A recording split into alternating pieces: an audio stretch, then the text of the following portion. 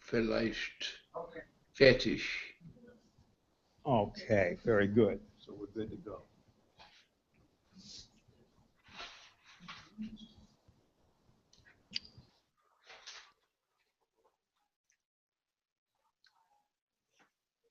Was soll es tun?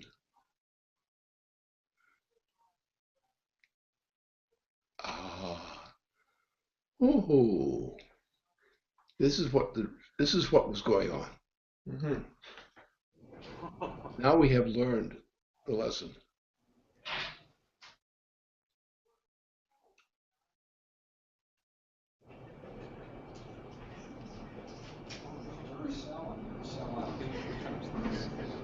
Put it to him.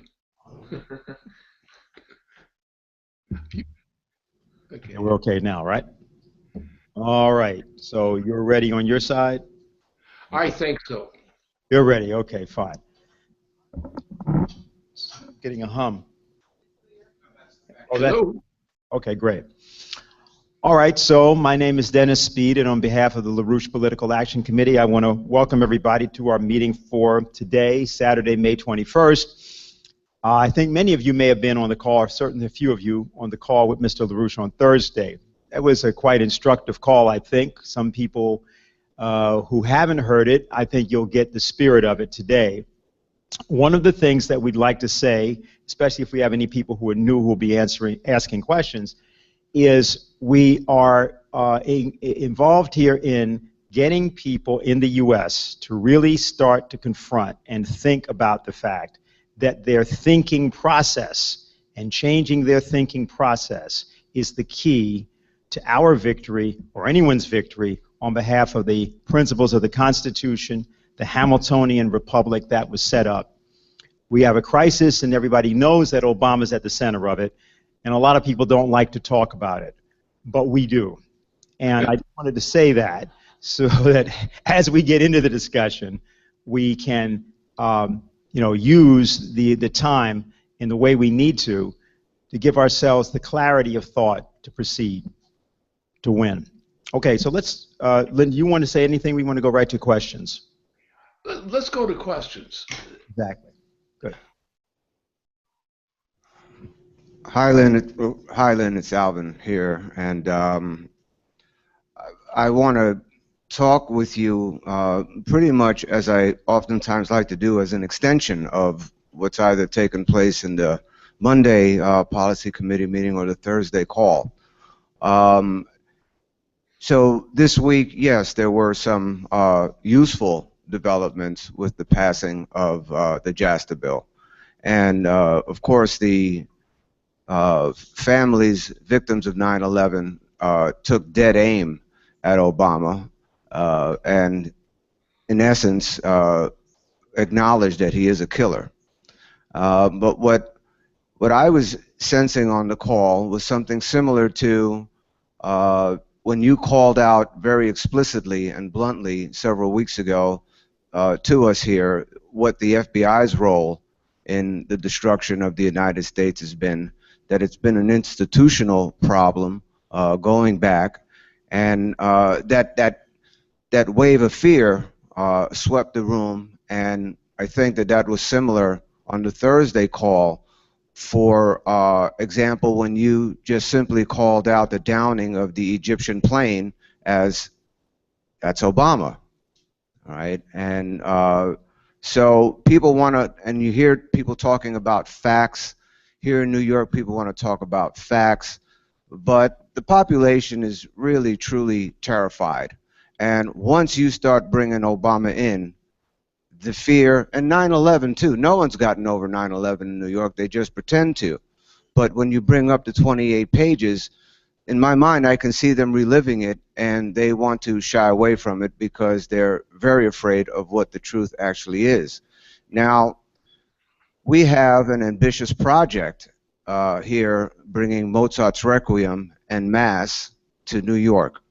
And you always talk about that this seems to be the only way to save people so that they can locate their own humanity and actually do something that's really not difficult, like support the families of 9/11. that are calling for this nationally. But you find people are reluctant to do that. They just want to talk about facts. So I had one success recently with a contact that first went to the conference and listened to Helga, got that through that first panel, couldn't stay for the rest, came to our spiritual concert, and now informed me this week she wants to become a part of the chorus.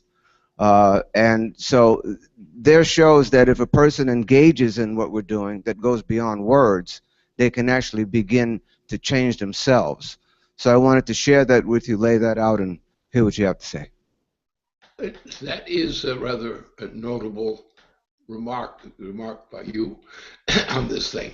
That's exactly a good way to present the issue, is to locate what people can do in terms of their thinking, their voice, the use of their voice, and so forth, in order to free mankind from the kind of evil which Obama represents. And Obama is only one of many evil things of a similar type. But he is today the most important, most significant evil among all the nations. And therefore, all the nations should rejoice and dump this guy and do us a favor here in Manhattan.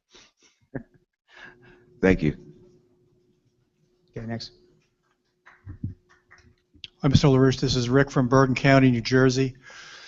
In the late 1960s, the district attorney of New Orleans, Jim Garrison, reopened the JFK case based on the fact that some of the primary suspects had passed through New Orleans, and he reopened that investigation.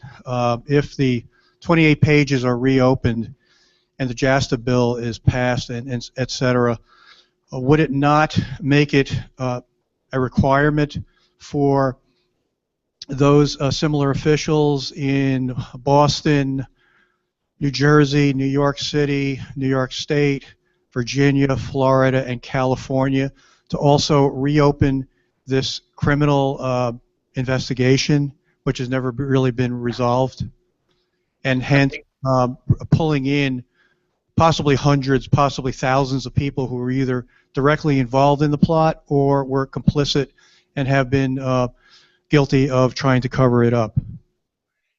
The thing you have to do is consider what you have to do to correct the problem. Go in there and present the alternative, push it through, and go for it. I think is the right expression. You have to go for it actively. Go for it. That's the only way you can handle a thing like this. But that's true of music, in musical performance, as part of the same kind of thing, is to inspire people to locate within themselves a passion which forces them by their own will to achieve what has otherwise seemed impossible. Thank you.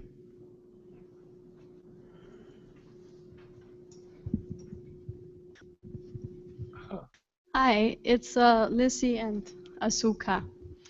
So we were inspired by, hello?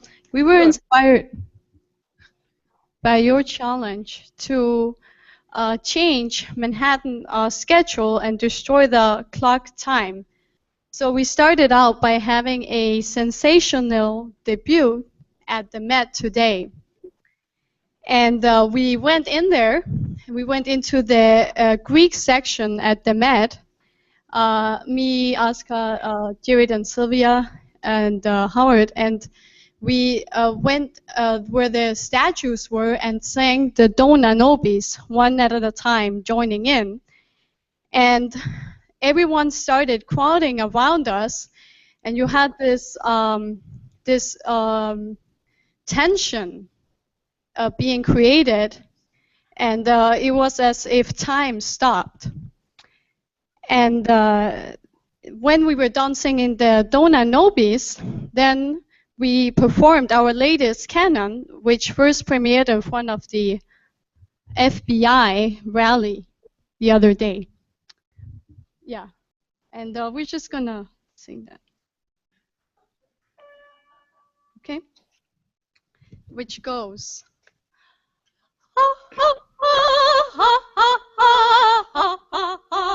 Just a bill has passed the Senate, soon the House.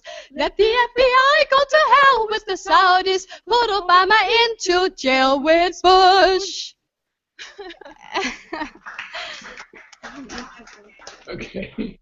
So we interrupted the clock time. And some people really had joy on their face to this surprise at the Met Museum, and we sang this at the very beautiful in the very beautiful architecture, and we ourselves are very inspired. We went around different parts of the New York City with a body sign that said 28 pages can bring down Obama now. We signed up very interesting people like criminal prosecutor who were fired up to really bring down the Saudis. And I think there is a natural power of music that we can mobilize in the city, you know, and we are really challenged in terms of what you're bringing up about changing the time and what Putin did. How do we actually recreate that here in Manhattan? And we're experimenting with some of the ideas. This was the experiment number 1. But I would like to ask, what else can we do? And also if you can go a little bit more into the question of time, how we can actually destroy the conception of clock time, because we did this, but we actually had certain oppositions that we have to overcome, including our own fear. So if you can comment on that. No, there's been something. Look at the enemy. You know, the enemy is a victim. How has the enemy been caught as a victim? Well, what's happened is something which is speculative right now, but Japan has suddenly seemed to align itself with, guess what, China. Now, such a change like that is the kind of action which potentially could be a great solution for many nations of this planet. If we can pull together a group of nations which are, you know, have a special footing in reality, especially in Asia, because Asia is the most important area now for us for today, because that area is the most sensitive area on the planet. And therefore, if that planet working with, say, China at the same time as Japan, this would change everything. We don't know that it's going to happen. We do know that the voice has been put out there that something like that is going on. And that would mean, because what I know from the history of Japan, in the post-war Japan, where I was active in working with people from the post-war Japan on various kinds of projects. And I know what that means. Therefore, I think we should say, look at that. It's been stated. It's being presented. Let's see what we can do with it. Yes, we are pretty much committed for the positive surprise attack.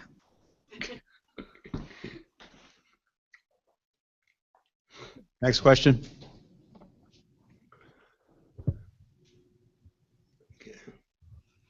Good afternoon, Mr. LaRouche.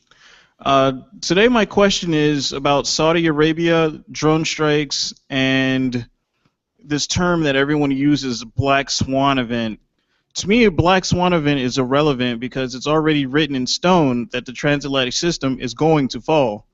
Now, people are saying that Saudi Arabia is going to be the middle of all of this. It used to be Japan. Japan was slated to be the first industrialized country to fall. because of their demographics. Well, it looks like it's going to be Saudi Arabia because they've only got 6 months worth of money left. Also, they're paying their oil contractors with debt. The worthless money that they were giving them before wasn't enough. Now they're just paying it with debt. So my question is what time period can we look for the House of Saud to actually fall? And Well, what you have, for me to respond, I know what you're getting at. Now, the point is, you have to think about Putin. Now, Putin is a major leader of forces moving throughout transatlantic area and beyond. Therefore, what you're looking at is what is the role of nations which are going to group around Russia, the Russian leadership. Now, because if a Japan support for the kind of thing of China and things like relevant things like that, this could make a big, decisive quality of difference. The importance of this is great.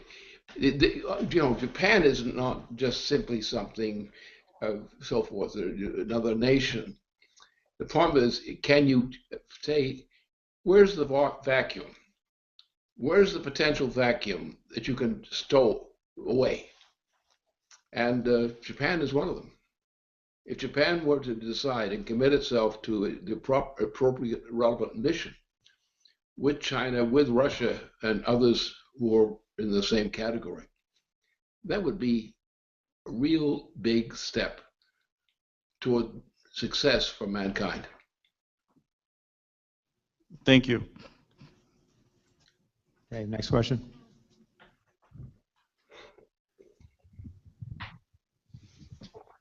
Hi, Lynn. This is Daniel. That's exactly the. Can you hear me? Okay. Hey, yeah. Okay. That was the topic that I wanted to bring up as well. And I think that some of the dynamic, how that affects things in the United States, was on stage at an event that a couple of us attended. I was there early this week with Jake Sullivan, who is Hillary Clinton's top foreign policy advisor.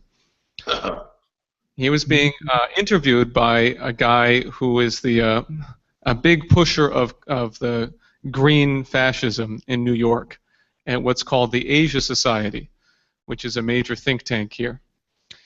And Jake Sullivan and the head of this society, his name is Kevin Rudd, they were talking before about 300 people from high-ranking New York City society, institutions, and so forth. And the topic was Hillary Clinton's policy in Asia, where the clear message was that Hillary is going to pursue what Obama has done, but in an even more aggressive way. And there was absolutely no discussion of the One Belt, One Road policy. There was no discussion of the Saudi financing of 9/11 or any other terrorist attacks. So we were compelled to stand up and to make that known. And we did that successfully, I think, based on responses we got afterwards from New York City officials. But my question is more or less, it was clear standing there, knowing what is actually going on between Japan and Russia, that what was on the stage was just words that were going to die immediately and mean absolutely nothing. And so my question is, what is the impact going to be on Obama and our ability to remove him now that we have this change in Asia?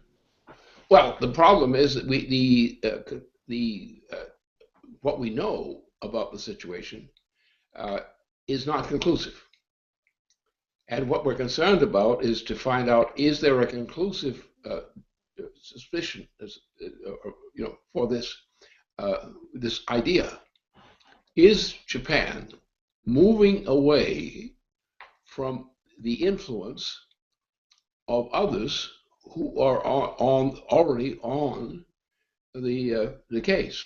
That is a case of the common case, and we don't know. We do know the very fact that the thing has come out has come out and is now a playing factor means that we have a big question mark on whether this is going to be a victory for mankind or not. So the party, you have to do a little work to make sure that that works. If I could ask in follow-up, maybe I'm mistaken on this, but I think Obama's trip to Japan is just a couple of days away. He's going to Hiroshima. And is there something we should be doing in advance of that? I don't think there's any predictable approach on this thing, because I know that there are different ideas in Japan about Japan's policy. Now, and this thing, it switches back and forth. And the forces in Japan may take mutually off contrary approaches to the question. But obviously what has happened that has stirred things up is the role that on one issue that the Japan economy seems to have gone in a useful way. If that happens, that is a very important development. If that happens. Thank you, Lynn. Next question.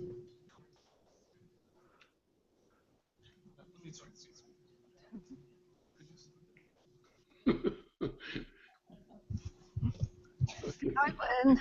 I am Leslie Vaughn from Leesburg and Manhattan. And I am going to ask you a question about improving the use of language to create a future, or even to think about living in the future. Is it necessary to develop different conceptions about speech and the use of language? And also I ask a second question, the idea of placement relevant to placing the voice, but is it also relevant to recognizing what should be our strategic actions and recognizing strategic changes such as Putin rigorously becoming the one who is in charge? Question mark. Yes, this is very relevant. It's a very relevant consideration. The idea that Putin would be a very useful useful relationship to the rest of the humanity is also there. He's a leader. He's a leader in the international field right now. He's done that. He demonstrated that with his choral performance, which he directed in the northern part of the area. And that's what he's going to do. I know him in a certain indirect way, in a qualified way. I've studied him. I've never actually met with him, but I was working at the same time with him years ago. I was taking one step, the same thing he was doing it a different way that time. I never interfered. I simply said what I had to say and presented that to circles which I had accessible to me. And so I've always been very close, based on experience and on many of his associates. I've been very close to them at times, repeatedly, and have been generally of our Putin's group. This is something which I'm very sympathetic with, because I know him. I know what his history is. I know what he's done. I know he does not go to kill. He goes to win. And that I would project these parts up, that he would not go to kill. He's a soldier. He's a warrior. But primarily, he's a creative force for the cause of all humanity. Difficulties taken aside. Great. Great, thank you. Fine. Thank you. I have it all typed up because I knew I'd stumble, being all nervous and young and whatnot. Hi, Mr. LaRouche. How are you doing today, sir? Think I'm still alive, and hope to be so. Well, that's good. Well, my name is AJ, and as of yesterday, I'm a rising senior at a humble Boston area college I like to call MIT. I study music composition, music history, musicology, and ECS. So I look like a pretty young guy, and that's because I am. I suppose what I bring to the table is the youth culture perspective with which and around which I grew up. And so I just wanted to ask a question with that perspective. So I attended a local public high school, characterized by its championship in the sport of being as average as possible. Standardized test scores are boastfully among the top whichever umpteenth in the state. Some sports are played at a modest level. Naturally, schools in my hometown are wringing dry the educational system for our youth, only to realize that creativity itself has thrown in the towel. Unfortunately, the taste of success has unleashed a lust for freedom from mediocrity that in turn has left many of us vulnerable to the homogenizing forces that hold my home not only mediocre, but monotonous, programmed, molded, brainwashed. This existential craze is a catch-22. It's toxic. I've seen firsthand the culturally homogenizing forces of such addictive substances as marijuana, consumer culture, notoriously social media, which occasionally holds me deeply a victim. Close friends, acquaintances, peers, neighbors, they've all become literally intoxicated with the clutches of individualist, existentialist pursuit. And now everyone just wants to find a voice, but in succumbing to these toxic things that pervade our society, marijuana being on the border of being, nationally legalized, the city of Baltimore being whatever fraction, 45,000 out of 645,000, that's like some 15% addicted to heroin. I recently read in the town newspaper, this is towards the end of my question, which have included, so a senior prank has included, of course, graffiti, they have to, it's classic, but also... Don't be so nervous. It's okay. Don't be so nervous. Just ask your question. Okay? Go ahead. Just don't be nervous. Okay. I'm sort of a nervous guy. I like to move emphatically, but excuse me. So what's happened in my school recently has really awakened me to what's been going on. It can reach you personally, and people are releasing animals into the schools. People are instigating thousands of dollars of collateral damage, and that behavior itself it's like the animals they release into the schools. So my question is, what does the future look like for today's generation of young people who are trying to make this world a better place? Well, and very simple. Yes. Start with eliminating all these things you were just describing. Just discriminate all against them. Destroy all the things that you are disturbed about. And you have to understand, what can you do? What can you do to develop yourself in order to get rid of all the garbage which you just listed to me? As a volitional event, you as a volitional eventer must do what you have to do to bring yourself out of what you fear you are attached to, and find yourself in a world of freedom where you are no longer a prisoner of other people's opinions. So just to make sure I'm on the same page with that, does that mean means be creative. Don't pay attention to what authority tells you. Develop your own judgment as to what it is you can do efficiently to improve the life of mankind. Take Manhattan, for example. Now, all kinds of people in Manhattan, in that area, they have many reasons to be very angry, on the one hand, against what happened to the people in the southern part of the Manhattan, in the mass murder, where the Saudis, under the direction of the British, killed masses of people in the United States. Get rid of those forces, reject them, evade them, destroy them. And what you have to do is you have to reform the FBI. And the way you do that is you freeze it.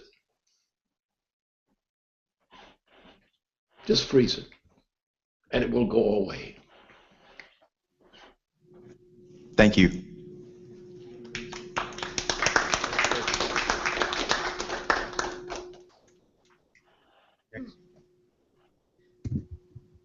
Good day, Lynn. Hi, how are you? I think I'm all right.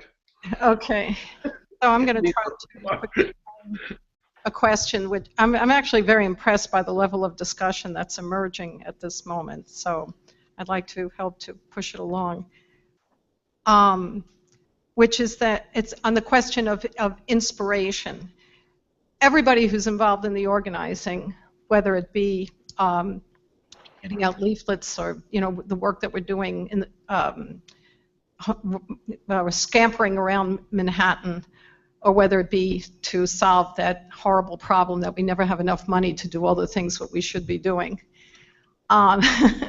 Everybody's very conscious of the fact that we're dealing with, as this young man is portraying, the problem of fear. We're just surrounded by an induced level of fear, and I've been trying to think about this question of how inspiration actually functions to strengthen people and to strengthen the platform for getting people to, as I think Helga sometimes puts it really well, where she says there's nothing wrong with being afraid. It really helps to be afraid of the right things as opposed to the wrong things. If you transfer your fear to the things that are really life-threatening, you're in much better shape than if you're afraid of what your neighbors have told you you should be afraid of. And in that light, I think that one of the flaws that people frequently fall into when they're organizing is to always think that they have to introduce themselves to others by referencing something that they already know, that's already familiar, rather than this iron determination. It's exemplified by what happens if you are starting a discussion with somebody and say, before you've gone through a whole rigmarole, if you say right up front that Obama is coming down, there's a potential to bring Obama down right now. And of course, this just brings up the howl of this will never happen. Although it's interesting to see that if you just present this in a slightly different way to people, by saying the world has changed enormously, you don't know anything about this, Obama's in trouble. If you just indicate to people that the world has changed, and then you tell them that, then they want to know, they want to hear it, they want to hear what you have to say. And I was thinking about how this relates to this question of Schubert's Ninth Symphony, because when you hear the Furtwängler recording, as Diane played at the end of the discussion, it's so tremendously beautiful that you don't care how many times that you hear it. It's just one of the most uplifting and extraordinary things, and it always sounds new. It always sounds like it was written yesterday, particularly about the way that he conducts it.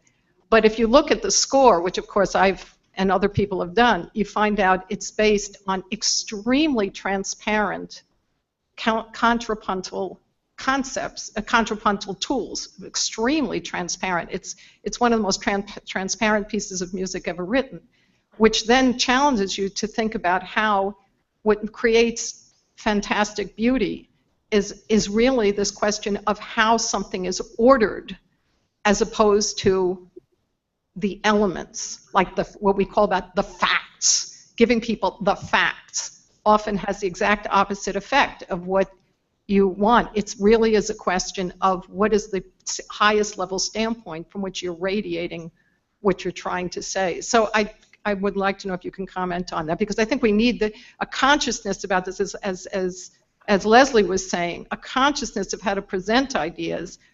I can remember times that, you know, you gave speeches that were 2.5 hours long and people would just sit there in total engagement and lose all sense of time. And we have trouble getting people to listen to us sometimes for even 10 minutes or 5 minutes, even though it's about whether or not they're going to survive. And I think we have to work more at at this question of inspiration and beauty. Well, the question of inspiration is an easy one for me to deal with it. For example, I had an experience during the post-war period where the British system, machine gunners, mass killed people in India. I was involved in that, in trying to get the defense of the people of India. And this went for about 3, 4, 5 days of warfare, continued warfare. Because the British Empire, the British had machine gunned a mass of people in one march. Mass killing by British machine gunners. It was going like incessant. Something was just kept coming. And they came down a highway, a major street. And the marching group, their leadership, coming into the next area of territory, the machine gun active by the British agents in that country, in India, had mass killing, and the mass killing had gone on for days, executed by the British interests. Now, I was involved in the periphery of that operation because I was just trying to deal with how I could maneuver around this thing to get something useful into operation. But the way you have to look things in life, you have to look at the opportunities which are presented to you to save mankind from a key disaster. And all I did was play tricks. I was playing tricks against the British. And I like to play tricks against the British. I still like to play dirty tricks against the British, even more so than ever before. But the point is, what you must do is you must find the area in which you can make the best and quickest ability to make things good that have been bad. Thank you. Right. Good follow-up. Okay. Hi, Mr. LaRouche. This is Rick from Bergen County, New Jersey. With regard to your reference to the British Empire, I've been reading something, and I'd like to just quickly read an extract from it. This was an official, British official, directed to Lord Curzon, the Governor General of from 1895 to 1904, and subsequently Viceroy of India. And the quote from the official to Curzon was that he should plan the educational textbooks such that the differences between community and community are further strengthened. In other words, the differences splitting up people. If we could break educated Indians into 2 sections holding widely different views, we should, by such a division, strengthen our position against the subtle and continuous attack which the spread of education must make upon our system of government. So this, to me, expresses the types of nefarious tactics that are typically used in an empire-type system. And would you agree that the United States is basically a colony of the British Empire at this point? That we're seeing much of that as being expressed and manipulated, and that's being their methodology of control. And secondly, going to your continuous emphasis on higher levels of culture to bring us out of it, is that the primary weapon to combat that? I think all you have to do is throw away and outlaw the rehabilitation system that we created, the FBI. The best thing we can do is to eliminate the FBI from the existence of the United States.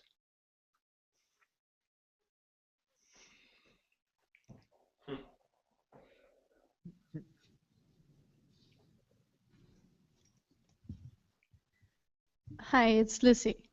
So a couple days ago, Avneet and I went to an event with the EU and UN partnership in creating peace. Is that better? Okay. And there was a panel on Middle Eastern situation, on security, peace, and so forth. And Avneet, she asked a question bringing up the Saudi role in funding terrorism and the 28 pages. And then a lady in the audience was inspired to herself bring up the role of Saudi Arabia. And the panelists just answer, well, this thing with Saudi Arabia, it's just a caricature. There's nothing to see. Everything with 28 pages, you know, there's nothing. And then I got a question, and I brought up JASTA bill and 28 pages, and also collaboration with the with China on New Silk Road after holding Saudi Arabia accountable. And then basically panelists just freaked out and said, well, look, let me be very clear. There's absolutely nothing to see in respect to the 28 pages, and I'm not trying to defend Saudi Arabia, but there's no connection between Saudis and ISIS. This has to be very clear to everyone. There's nothing to see. And then, yeah, he didn't respond on the New Silk Road as moderator had asked him to. And then actually I had people coming up to me later saying, well, he didn't respond on New Silk Road. And a lot of people staying in touch because they were excited about that. But could you comment on international implication of the developments with the 20 pages? Yes, very simply, or as simply as possible. First of all, Saudi Arabia was originally just a dumb bumps. That's all. They had no real importance. However, we had a man on a motorcycle and also on a horse, interchangeably, British. And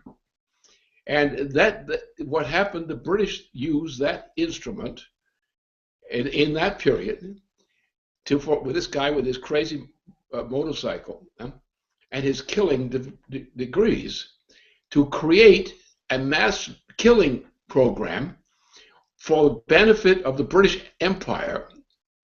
And this thing continued from 1900, exactly 1900, to the present day. And they've been killing ever since. And they were British.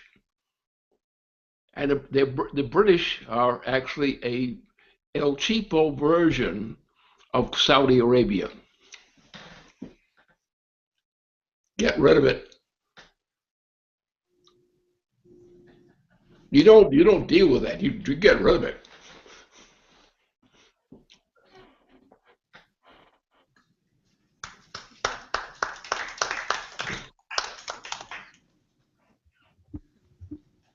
Hello, Lynn. I have a question from a contact from Colombia, and this is her first meeting here. And she has a question about saying that Obama promises everything, but does nothing. There isn't enough employment for the minorities. How are we going to pay the rent when the state is raising the taxes and the gas, the food, the transportation, and the cost of living? The banks are raising the interest rates that are charged. Everything is going up except the wages. We deserve better. What can we do for our nation to change this? Should we write Well, to our congressman? no, forget that. That's not going to work. It's not going to work that way. You know, pleading to your congressman, the congressman can't find their own rear end, let alone to solve problems.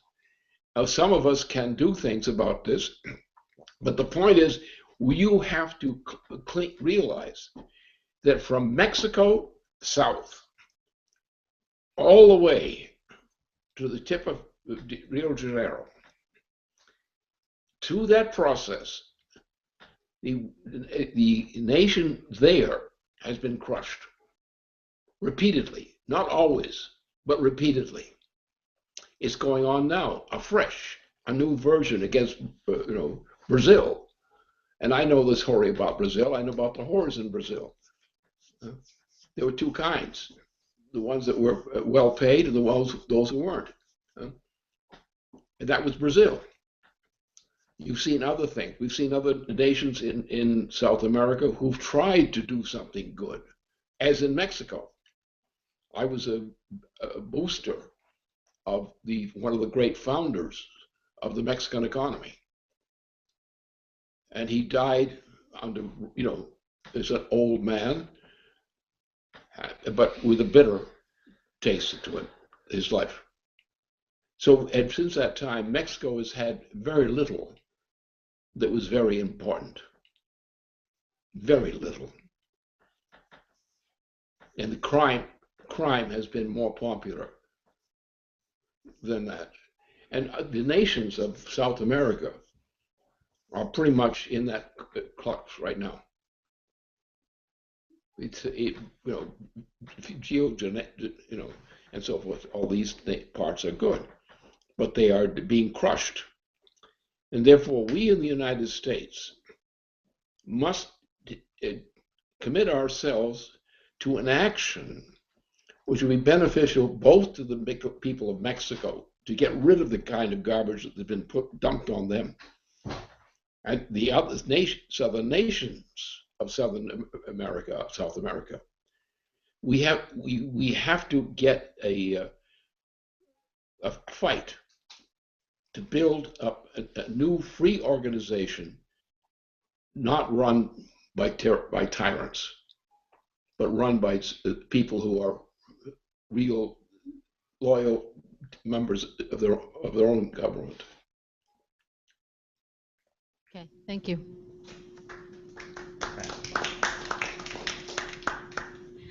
Hi, Lynn.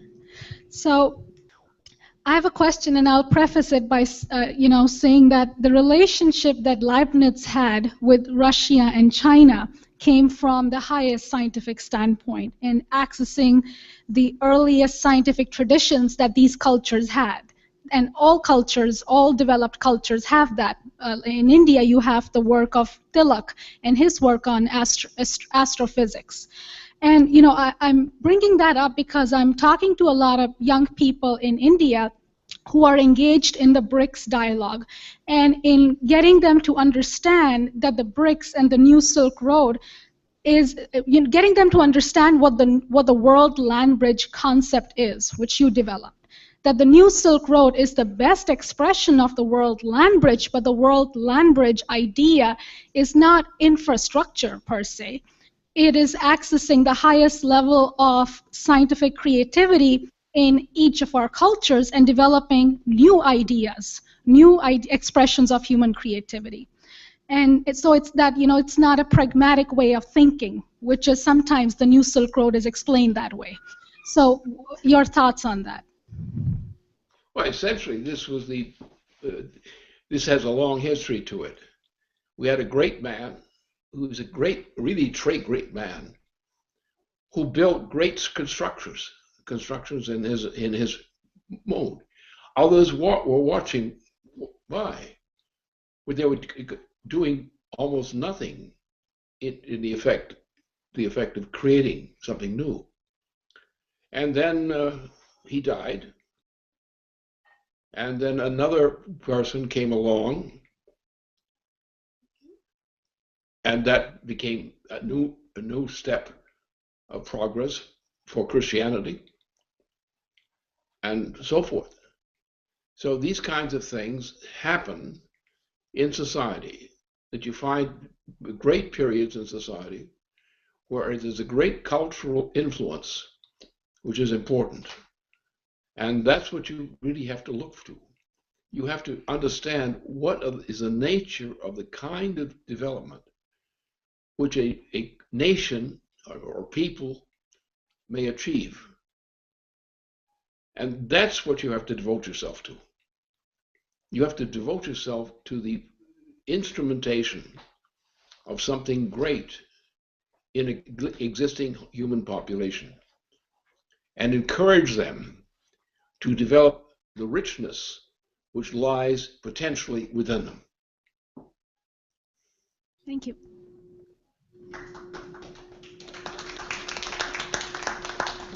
Next question. Good afternoon, Mr. LaRouche. Yes. The Senate finally had the courage to do something.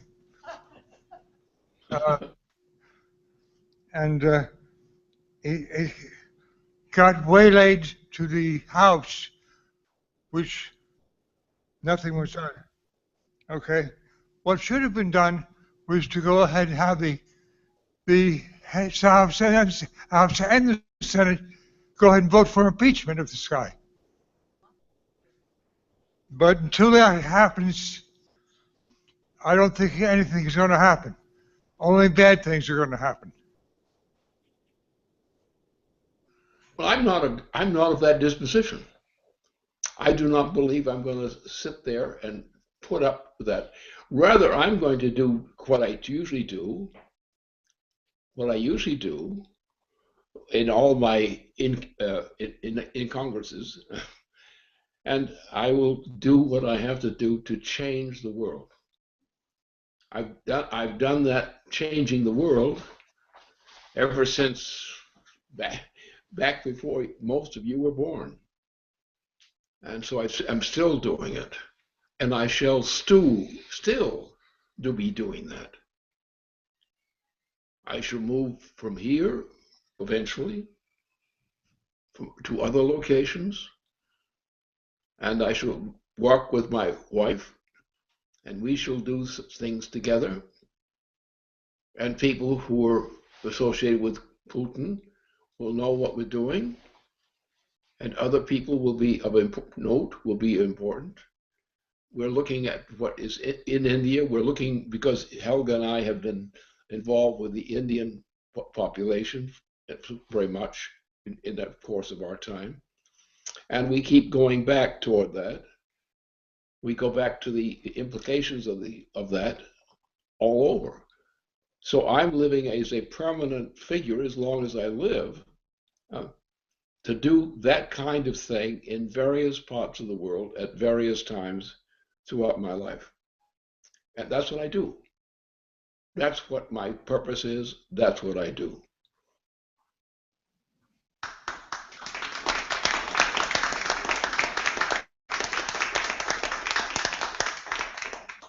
Very good. Are there any other questions? Yes? What's this close? Oh, him. Okay. There he is.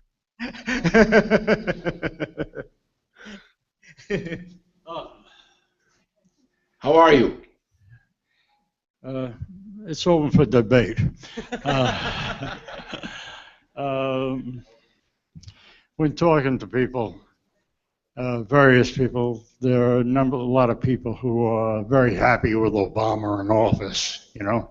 Oh. And I tell them Obama has to go immediately and try to explain why, you know. None of those people are in this room.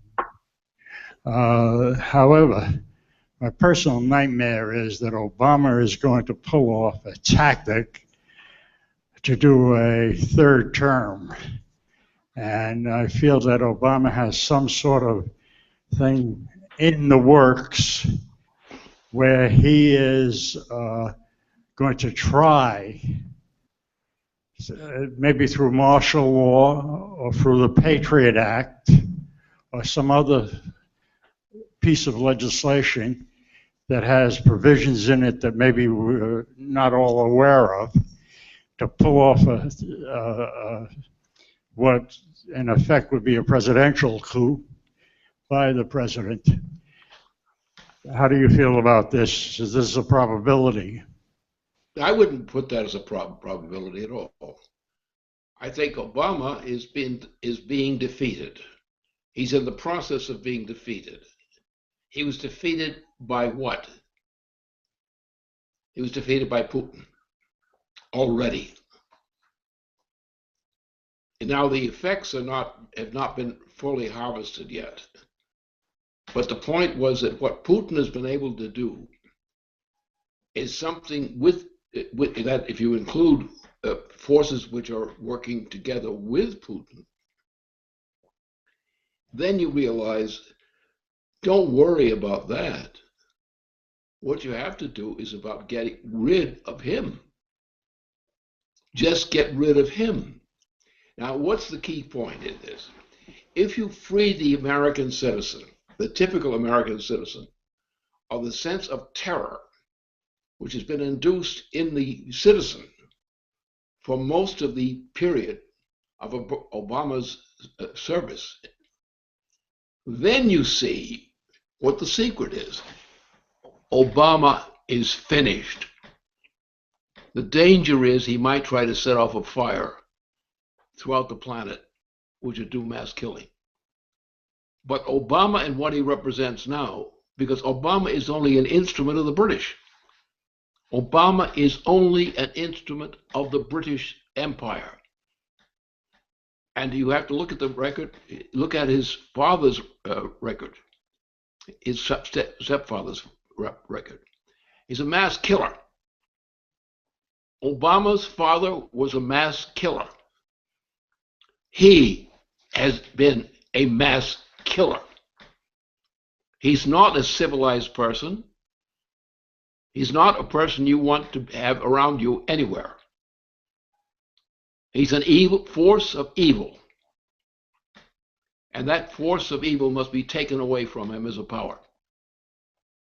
But on reality, in the question of forces, what Putin has done, Putin is the key to getting rid of what the British system represents.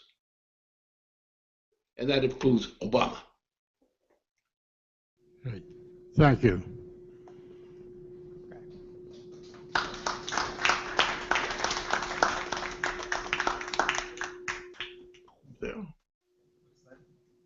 Okay, well, that looks like it for today. But I did have one thing I wanted to raise. I met the young man, AJ, when he came in, and when he came in, he introduced himself, and I said, I remember you, but actually I'd never seen him, except I had this very distinct impression that I had met him before. When he asked this question, then I understood why, because that's exactly what I was thinking when I was his age. So I remembered him. It's me. When I met Lynn, well, that was in 1970. But I had spent a year before that confusing myself. I had been transferred from a Catholic seminary to a Jesuit school, private school, same one that Biden went to, Archmere Academy. And the Jesuits did me the great favor of putting me in a philosophy class in which the primary material was Bertrand Russell and Aristotle. So by about the middle of the year, I had thoroughly managed to confuse myself by doing extra reading of these things. And there was a book in particular from that time, Lynn, you'll remember it, Erich Fromm. Escape from Freedom, in which Fromm attempts to destroy the mind by arguing that the thing that people run from the most is being free. So when I met you, and you said, you had your documents on education, some other things you'd written, but this idea that you had to destroy, you had to settle accounts with the fakers, the frauds, the charlatans, the hustlers that had basically bamboozled you.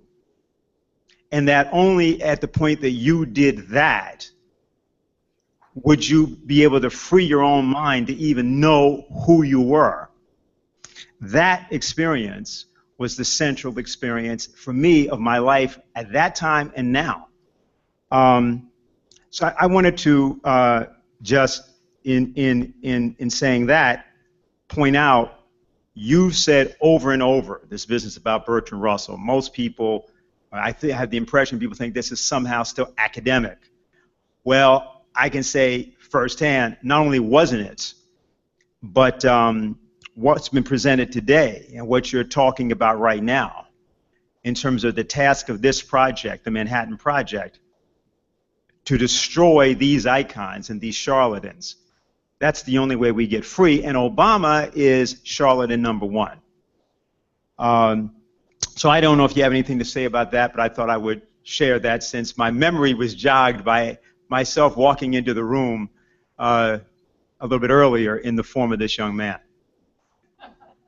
Oh, so he was part of your revelation. You know, a doppelganger kind of thing, you know. Okay, it sounds interesting, and I think I understand some background to what you just said. So I think we can both recognize that we each recognize the other. Know what we're talking about. Okay, so do you have anything you'd like to conclude with for our people for today? I think we want to get that. You got back this location which was operating before, and I want to make sure that is maintained as a continuation. As presently now, it would be very helpful to all of us if we could do that. Well, my wife is sitting to my right. She is, I think, in accordance with you on that, and I think we're going to do that. Okay, good. That's excellent. All right, fine. If that's it, we'll see you next week.